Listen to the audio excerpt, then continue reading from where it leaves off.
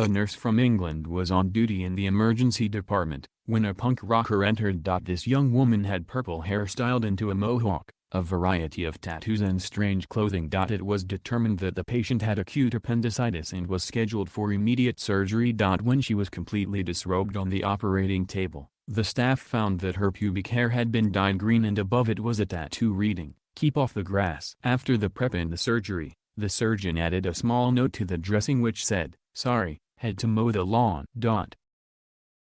A grandfather and grandson are taking a walk around the yard after a rainstorm. Seeing worms all over the sidewalk, the grandfather decided to play a little prank on his grandson, Billy. He says, "I'll give you $10 if you can take one of those worms and put it back in its hole." Thinking this to be impossible, he watched as Billy played around with a worm for a minute. Suddenly Billy drops the worm and says, "I'll be right back," and runs into the house. Billy comes back with a can of hairspray, grabs one of the worms and sprays it down until it's stiff enough to slip right into its hole. "Well, I'll be damned," says the grandfather, handing over Billy's money. "You know what, son, I'll be right back," says the grandfather, heading into the house. About 15 minutes later his grandfather comes out of the house and gives Billy $10. "But you already gave me the $10, Papa," says a confused Billy. "That's from your grandmother."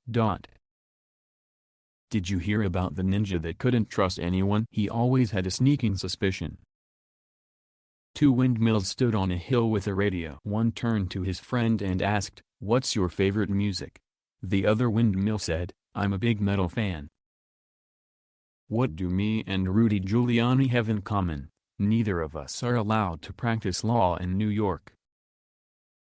Please smash the like button, and subscribe to my channel.